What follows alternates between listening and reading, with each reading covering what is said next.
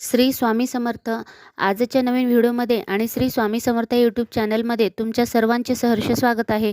अनंत कोटी ब्रह्मांड नायक राजाधिराज योगीराज जगाचे चालक मालक पालक श्री स्वामी समर्थ महाराज यांना त्रिवार वंदन करते आणि आजच्या नवीन व्हिडिओला सुरुवात करते. आज आपण श्री नवनाथ कथा अध्याय भक्तिसार अध्याय 38 घेणार आहोत. या अध्यायामध्ये नारदांनी चरपटाला सत्यश्रवाच्या स्वाधीन केले. ते कसे स्वाधीन केले ते आपण या अध्यायामध्ये पाहणार आहोत. या अध्यायाची फलश्रुती आहे, हिवताप, नवज्वर व इतर तापे नाहीसे होतील. त्यासाठी असे व्हिडिओ शेवटपर्यंत ऐकत चला आणि लाईक, शेअर, सबस्क्राईब करायला विसरू नका.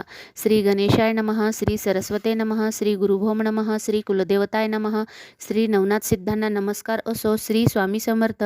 सामान्य माणसासारखे नवनाथांचे जन्म झाले नाहीत. पिंपलायन ऋषीचा जन्मही असाच निसर्गात होऊन ते गवताच्या बेटात राहिले. सत्यश्रवा नावाचा ब्राह्मण दर्भ काढण्याकरिता तेथे आला. दर्भ काढताना त्याला तो बालक दिसला. बालकाचे काय करावे या विचारात तो असतानाच देवांनी आकाशातून पुष्पवृष्टी सुरू केली. तेव्हा ही भूताटकी आहे असा धसका घेऊन तो ब्राह्मण पळू लागला. देवाच्या सांगण्यावरून नारदाने ब्राह्मणाचे रूप घेतले व पळणाऱ्या सत्यश्रवा ब्राह्मणाला गाठले.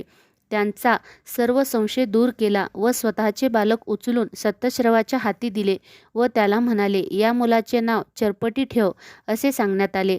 त्या मुलाने ब्राह्मणाने चांगले संगोपन केले.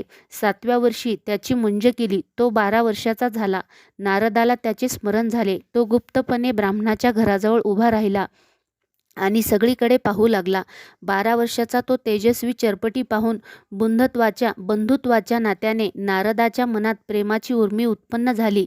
कारण नारद जसा ब्रह्मदेवाचा पुत्र तसाच चरपटी. मग नारद बद्रिकाश्रमात गेला. तेथे मच्छिंद्र, दत्तात्रेय, शंकर यांच्या समवेत नारदमुनी प्रेमाने बोलत बसले होते. ते असे बसले असता नारदाने चरपटीची सगळी कथा सांगितली. तेव्हा शंकर दत्तात्रेयांना म्हणाले, अत्रिसूत नवनारायणांना तू पूर्ण सिद्ध करण्याचे मनावर घेतलेले आहेस ना. मच्छिंद्रानंतर गोरक्ष, जालंधर, भर्तरी, कनिफ, चौरंगी, अडबंग, रेवण, नागनाथ एवढेच काय, त्याचे काही शिष्यही तू धन्य केले आहेस. आता चरपटीला सर्व विद्या शिकवणार ना.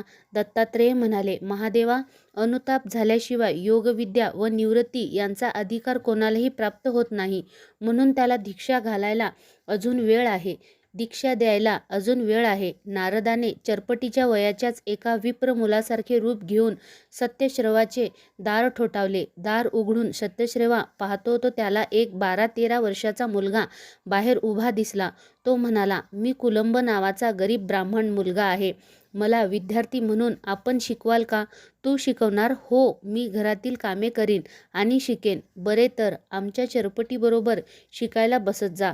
मग रोज कुलंब, नारद व चरपटी एकत्र अभ्यास करू लागले. काहीतरी करून चरपटी व सत्यश्रवा यांचे भांडण झाले पाहिजे. काही दिवसांनी त्या गावातल्या एका यजमानाने ओटी भरण्याच्या कार्यासाठी सत्यश्रवाला बोलावले. तेव्हा तो पूजा करीत होता म्हणून त्याने चरपटीला व कुलंबला पाठविले. चरपटीने सर्व धर्मकार्य पूर्ण केले. मग यजमान आला व त्याने दक्षिणा म्हणून अगदी थोडे पैसे दिले. ते पाहता चरपटी संतापला. तो म्हणाला, हे काय. अहो भटजी, ही दक्षिणा गोड मानून घ्यावी. एवढीशी दक्षिणा, कार्य केवढे आणि दक्षिणा किती, काही विचार तरी करावा. अशा तऱ्हेने शब्दाने शब्द वाढत गेला. तेवढ्यात कुलंब तिथून एकटाच निघाला व घरी येऊन एकदम म्हणाला, घोटाळा झाला, घोटाळा झाला. त्याचे बोलणे ऐकताच सत्यश्रवा विचारू लागला, अरे काय झाले. चरपटीने भांडण केले की काय. दक्षिणा कमी दिली म्हणून भांडतोय पहा चरपटी. सत्यश्रवा लगेच संतापला. चल चल, मी येतो.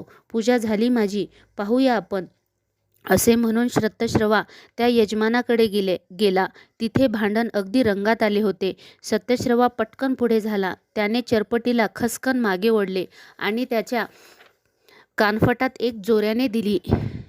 त्यासरशी चरपटी चरफडत तिरमिरीने तिथून निघून गेला. देवीचे एक देऊळ होते. तिथे तो जाऊन बसला. एकटा मुसमुसत हुंदके देत होता. कुलंब सत्यश्रवाचा डोळा चुकवून आणि वेश पालटून दुसऱ्या मार्गाने दूर गेला. सत्यश्रवा घरी गेला. नारदाने देवीच्या देवळात जाऊन त्याची विचारपूस केली. नारदाने ती संधी साधून सत्यश्रवाच्या कठोरपणाची निंदा केली. चरपटीच्या पाठीवर प्रेमाने हात फिरवला. अरे, त्या ब्राह्मणाचा स्वभाव काही ठीक नाही. गुरु भेटायला असला तर कुठेही भेटेल. मग चरपटी व कुलंब यांनी भगवती देवीला साष्टांग दंडवत घातले आणि हात हातात घालून ते गाव सोडून निघून गेले. क्षेत्रामागून क्षेत्र पाहता पाहता चरपटी व कुलंब केदारेश्वराच्या मंदिरात ध्यान करीत बसले होते. ध्यान करता करता कुलंबाने हळूच त्याला हलविले. चरपटी समोर उभा होता आणि त्याने पाहिले. चरपटीने नेत्र उघडले. एक तेजस्वी ऋषी पुढे उभे होते. दोघा मुलाकडे कौतुकाने पाहत होते. चरपटीने सहजच हात जोडले. नारदाने कुलंबाचे रूप टाकले.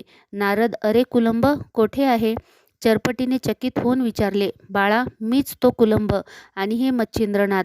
नारद म्हणाला. तोच तिथे दत्तगुरू प्रकट झाले. चरपटीने दत्तांना व मच्छिंद्रांना नमस्कार घातला. दत्तांना नारद म्हणाला, मी चरपटीला आपल्या पायापाशी आणला आहे. अनुतापाने पोळलेला. याला आता सांभाळा.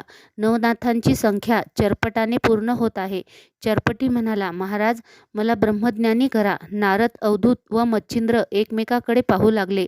दत्तात्रयांनी त्यांच्या मागे कैलासनाथही प्रकट झाले.